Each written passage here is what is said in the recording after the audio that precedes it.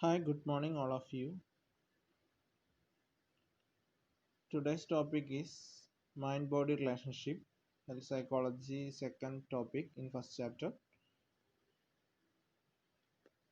First, upon the definition of health, World Health Organization define health as a complete state of physical, mental, and social well being, and not merely the absence of disease or infirmity.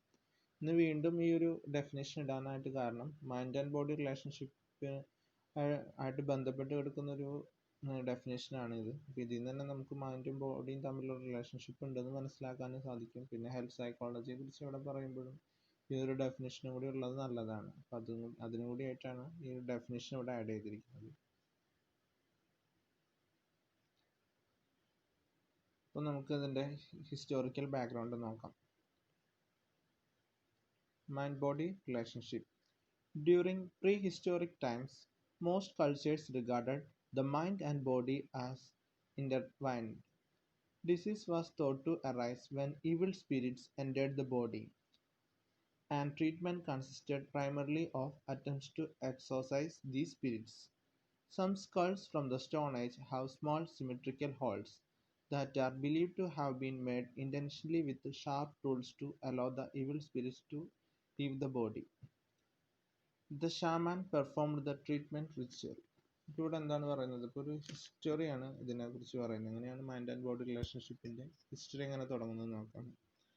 ഇപ്പം ആദ്യം പറയുന്നത് ഈ pre historic പീരീഡിനെ കുറിച്ചാണ്. അതായത് മലയാളത്തിൽ ഇതിന് ചരിത്രാതീത കാലഘട്ടം എന്ന് പറയും. പ്രീ ഹിസ്റ്റോറിക് എന്നുകൊണ്ട് ഉദ്ദേശിക്കുന്നത് അന്ന് നിലവിൽ നിന്നിരുന്ന സംസ്കാരങ്ങളിൽ മനസ്സും ശരീരവും തമ്മിലുള്ള റിലേഷൻഷിപ്പ്, അതായത് ബോഡി മൈൻഡ് റിലേഷൻഷിപ്പ് ഉണ്ടെന്ന് തന്നെയാണ് പറയുന്നത്. അപ്പോൾ അന്നത്തെ വിശ്വാസപ്രകാരം ഇവിൾ സ്പിരിറ്റ്, അതല്ലെങ്കിൽ മലയാളത്തിൽ എന്താ പറയുക, ദുരാത്മാക്കൾ നമ്മുടെ ശരീരത്തിൽ പ്രവേശിക്കുമ്പോഴാണ് ഇൽനെസ് ഉണ്ടാകുന്നതെന്നാണ് അന്നത്തെ കണ്ടെത്തൽ. അതുപോലെ തന്നെ സ്റ്റോൺ ഏജിൽ കണ്ടെടുത്ത തലയോട്ടികളിലൊക്കെ സമാനങ്ങളായ ദ്വാരങ്ങൾ ഉണ്ടായിരുന്നു. അത് നമ്മൾ വിശ്വസിക്കുന്ന ഇപ്പം നമ്മളത് വിശ്വസിക്കുന്നത് ഇത് ഇവിൾ സ്പിരിറ്റിനെ ശരീരം വിട്ടുപോകാൻ വേണ്ടിയിട്ട് നമ്മൾ തന്നെ ഇൻറ്റൻഷനലി ചെയ്തേക്കുന്നതാണ്. ടൂൾ വെച്ചിട്ട് അങ്ങനെ ഒരു ഹോൾ ഉണ്ടാക്കിയിട്ടുള്ളതായിട്ടാണ് നമ്മളിപ്പോൾ മനസ്സിലാക്കിയിട്ടുള്ളത്. The ancient Greeks were among the earliest civilizations to identify the role of bodily factors in health and illness. Rather than ascribing illness to evil spirits, they developed a humoral theory of illness.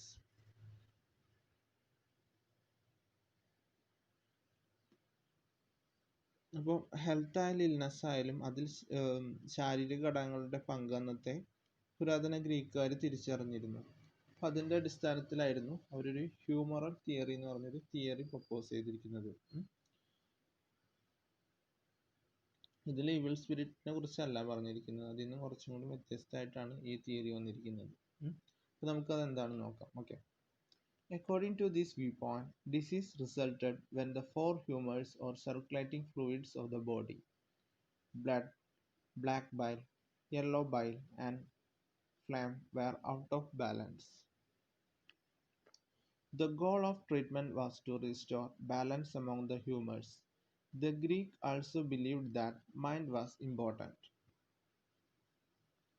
ഈ theory പ്രകാരം 4 humours ബോഡിയിലെ ഫ്ലൂയിഡിൽ പ്രവേശിക്കുകയും ഇവ തമ്മിലുള്ള balance നഷ്ടപ്പെടുമ്പോഴാണ് നമുക്ക് illness ഉണ്ടാകുന്നതെന്നാണ് ഇവരുടെ കണ്ടെത്തൽ. അപ്പോൾ ഇവിടെ ട്രീറ്റ്മെൻറ്റ് എന്ന് ഉദ്ദേശിക്കുന്നത് ഈ ബാലൻസ് എങ്ങനെ റീസ്റ്റോർ ചെയ്യാം എന്നുള്ളതാണ് ഇവിടെ ട്രീറ്റ്മെൻറ്റ് ഉദ്ദേശിക്കുന്നത്.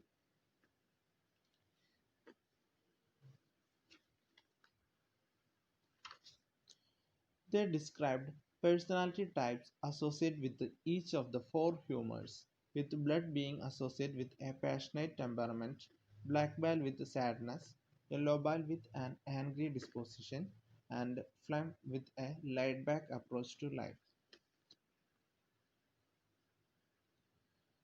അപ്പോൾ ഗ്രീക്കുകാരുടെ ഈ തിയറി പ്രകാരം ബ്ലഡ് ബീയിങ് എന്ന് പറഞ്ഞു കഴിഞ്ഞിട്ടുണ്ടെങ്കിൽ കുറച്ചും കൂടി വികാരധീനമായ സ്വഭാവം എന്നാണ് ഉദ്ദേശിക്കുന്നത്. അപ്പം അങ്ങനെ 4 തരത്തിൽ ഒരു പേഴ്സണാലിറ്റി പറയുന്നുണ്ട്. ഇപ്പം ഇന്ത്യയിൽ നമുക്ക് വാത, പിത്ത, കഫ എന്ന് പറയുന്ന ഒരു കൺസെപ്റ്റ് ഉണ്ടല്ലോ, ഏകദേശം അതിന് സമാനമായിട്ടുള്ള ഒരു കൺസെപ്റ്റ് ആയിരുന്നു ഗ്രീക്കുകാരുടെ ഇതിൽ.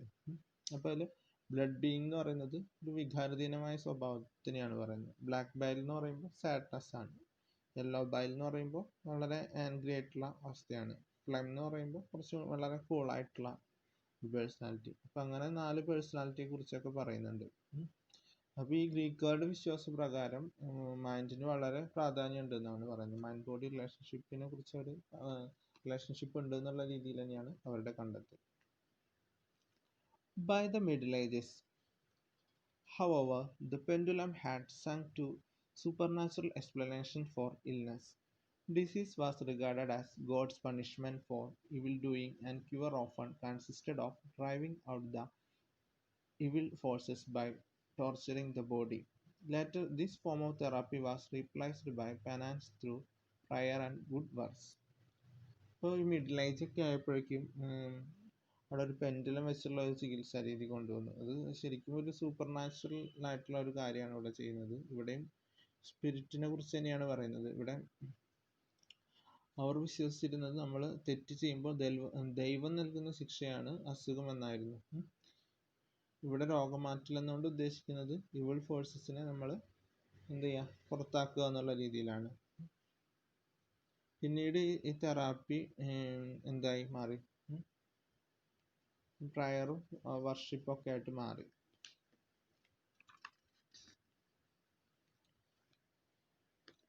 During this time, the church was the guardian of medical knowledge, and as a result, medical practice assumed religious overtones. The functions of the physician were typically absorbed by priests, and so healing and the practice of religion become virtually indistinguishable.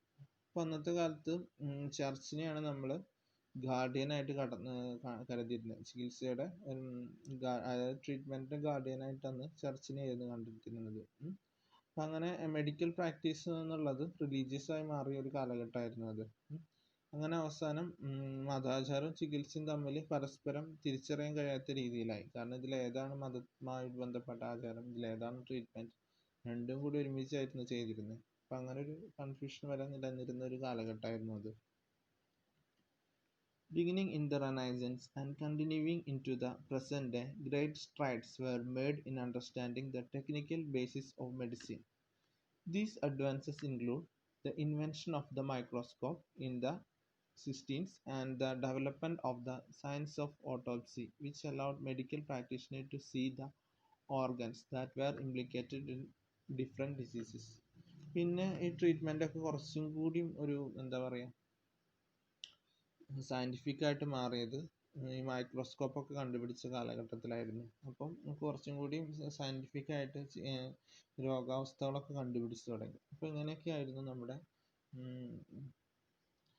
Health സൈക്കോളജിയിലെ mind body റിലേഷൻഷിപ്പിൻ്റെ ഒരു history തുടങ്ങുന്നത്.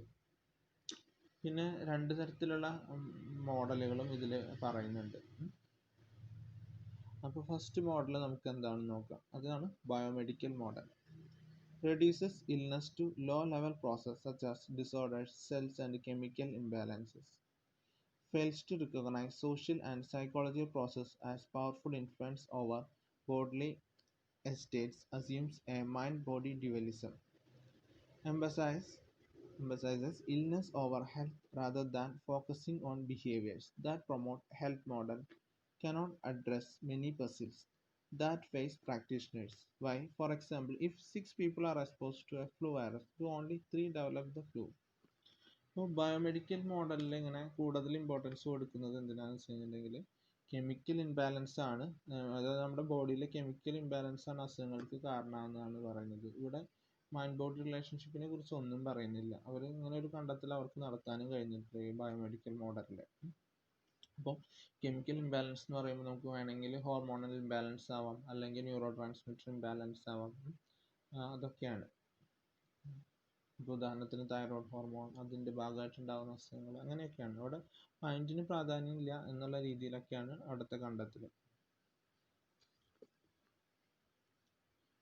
ഇവർ healthy ബിഹേവിയറിനെ promote ചെയ്യല്ല ചെയ്തത് biomedical മോഡലിൽ.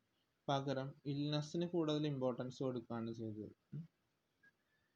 അപ്പോൾ അതിൻ്റെ ഭാഗമായിട്ടാണ് ഇവിടെ ഒരു ഉദാഹരണം കൊടുത്തിരിക്കുന്നത്. അതായത് ഇപ്പം ഒരു ഫ്ലൂ വൈറസ് വന്നു, 6 പേർക്ക് ഫ്ലൂ വൈറസ് ബാധിച്ചു. പക്ഷെ അതിൽ 3 പേർക്ക് മാത്രമാണ് ഇൽനെസ് ഉണ്ടായിരുന്നുള്ളൂ, ബാക്കിയുള്ളവർക്ക് ഉണ്ടായിട്ടില്ല. അപ്പോഴും ഇവിടെ ഫോക്കസ് ചെയ്യുന്നത് ഈ എക്സാമ്പിളിലും ഇൽനെസ്സിനെ കുറിച്ച് മാത്രമാണ്. അവിടെ ഹെൽത്ത് എങ്ങനെ മെയിൻറ്റെയിൻ ചെയ്യാം, അല്ലെങ്കിൽ എങ്ങനെ ബെറ്റർ കൂടുതൽ ഹെൽത്തിൽ ബെറ്റർ ആവാം, അങ്ങനെയുള്ള കാര്യങ്ങളെ കുറിച്ചൊന്നും ഈ ബയോമെഡിക്കൽ മോഡൽ പരാമർശിക്കുന്നില്ല. ബാക്കി സൈക്കോളജിക്കൽ ആസ്പെക്ട്സിനോ സോഷ്യൽ ആസ്പെക്ട്സിനോ ഒന്നും ഇവിടെ പ്രാധാന്യം കൊടുക്കുന്നില്ല. അപ്പോൾ സൈക്കോളജിയിലെ എല്ലാ കോൺട്രിബ്യൂഷനും സിഗ്മണ്ട് ഫ്രോയിഡിൻ്റെ ഒരു പങ്കുണ്ടെന്ന് ഇവിടെ നമുക്ക് കണ്ടെത്താൻ പറ്റും. കാരണം ഈ ബയോസൈക്കോ സോഷ്യൽ മോഡൽ തുടങ്ങുന്നതും സിഗ്മണ്ട് ഫ്രോയിഡിൻ്റെ ഒരു തിയറിയുടെ ബേസിൽ തന്നെയാണ്. The biomedical viewpoint began to change with a rise of modern psychology, particularly with Sigmund Freud's early work on conversion hysteria.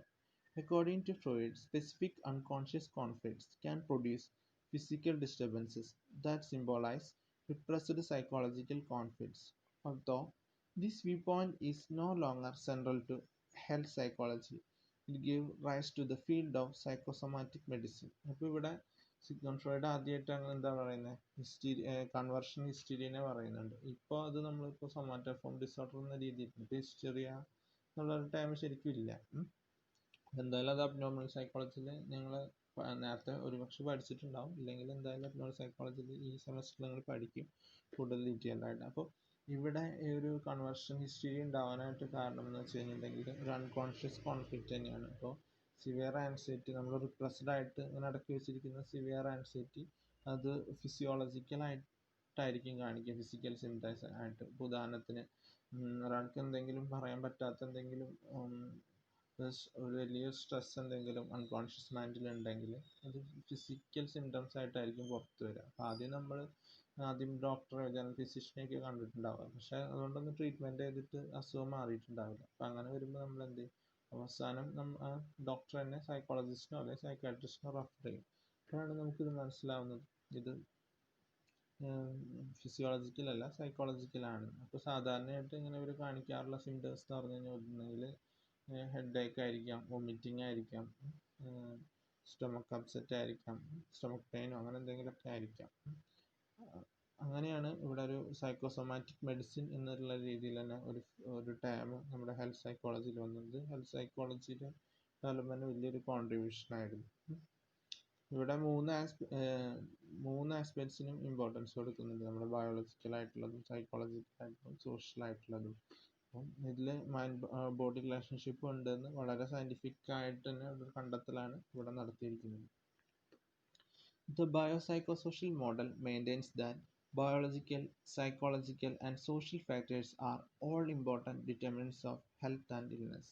ഈ 3 ഘടകങ്ങളും ഹെൽത്തിനെ ഡിറ്റർമിൻ ചെയ്യുന്നുണ്ട് എന്നുള്ള രീതിയിൽ തന്നെയാണ് പറഞ്ഞിരിക്കുന്നത്. The resulting biomedical model, which has governed the thinking of most health practitioners for the past 300 years, maintains that all illness can be explained on the basis of aberrant somatic bodily processes such as biochemical imbalances or neurophysiological abnormalities. അപ്പോൾ നേരത്തെ പറഞ്ഞ പോലെ തന്നെ ഈ biomedical model എന്ന് പറയുമ്പോൾ ഇവിടെ chemical ഇംബാലൻസിനും physiological ആയിട്ടുള്ള പ്രോസസ്സിനും പിന്നെ അതുമൂലം ഉണ്ടാകുന്ന ഇൽനെസ്സിന് മാത്രമാണ് പ്രാധാന്യം നൽകുന്നത്. ഇവിടെ ഹെൽത്ത് എങ്ങനെ മെയിൻറ്റെയിൻ ചെയ്യാം തുടങ്ങിയ കാര്യങ്ങൾക്കൊന്നും ഇവിടെ ഇമ്പോർട്ടൻസ് കൊടുക്കുന്നില്ല. Clinical implications of the biopsychosocial model. The biopsychosocial model is useful for clinical practice with the patients as well. അപ്പോൾ ഇവിടെ 3 കാര്യങ്ങൾക്കും വളരെ ഇമ്പോർട്ടൻസ് കൊടുക്കുന്നുണ്ട്. അതായത് ഇവിടെ ഒരു അസസ്മെൻറ്റ് ചെയ്യുന്നുണ്ട്, അസസ്മെൻറ്റിൻ്റെ ബേസിൽ നമുക്ക് ഡയഗ്നോസ് ചെയ്യുന്നുണ്ട്, എന്നിട്ട് അവിടെ ട്രീറ്റ്മെൻറ്റ് നടക്കുന്നുണ്ട്. അപ്പോൾ ഇതിൻ്റെ നമുക്ക് മനസ്സിലാകുന്നത് വളരെ സയൻറ്റിഫിക് ആയിട്ടാണ് പോകുന്നത്. The biopsychosocial model makes explicit the significance of the relationship between patient and practitioner. An effective patient-practitioner relationship can improve a patient's use of services, the efficacy of treatment, and the rapidity with which illness is resolved. നമ്മൾ counselling ഒക്കെ പഠിക്കാറുണ്ട്.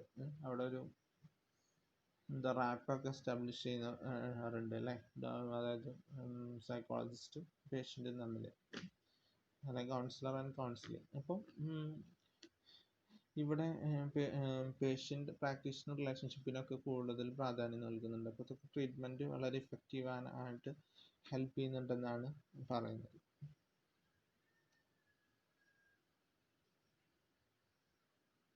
അപ്പോൾ ഇതൊക്കെ നമ്മുടെ treatment വളരെ effective ആകാൻ കാരണം ഇങ്ങനെ ഒരു റിലേഷൻഷിപ്പൊക്കെ നമ്മൾ ഉണ്ടാക്കുന്നതിനാണ്. പക്ഷേ ഇത് നേരത്തെ ബയോമെഡിക്കൽ മോഡലാണെങ്കിൽ ഇങ്ങനെയുള്ള കാര്യങ്ങളൊന്നും പറയുന്നില്ല.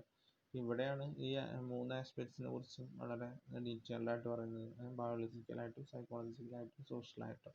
അപ്പോൾ മറ്റതിനേക്കാളും കുറച്ചും കൂടി സയൻറ്റിഫിക് ആയതും ഇഫക്റ്റീവ് ആയതും ഇന്നും ഫോളോ ചെയ്യുന്ന ഒരു മെത്തേഡാണ് ബയോസൈക്കോ സോഷ്യൽ മോഡൽ എന്ന് പറയുന്നത്. ഇത്രയാണ് നമുക്ക് ഇന്ന് നമ്മൾ ഡിസ്കസ് ചെയ്തിരിക്കുന്നത്. അപ്പോൾ അതിൽ നിന്ന് നിങ്ങൾക്കിപ്പോൾ മനസ്സിലായിട്ടുണ്ടാവും എന്താണ് ബയോമെഡിക്കൽ മോഡൽ, അപ്പോൾ ബയോസൈക്കോ സോഷ്യൽ മോഡൽ. ഇന്നത്തെ ആക്ടിവിറ്റി ഇതാണ്, difference between biomedical model and biopsycho social model. പിന്നെ അടുത്ത ക്വസ്റ്റ്യൻ ആണ് advantages of biopsycho social model. അപ്പോൾ ആദ്യത്തെ ക്വസ്റ്റ്യൻ തന്നെ രണ്ടാമത്തെ ആൻസർ ഉണ്ടായിരിക്കും.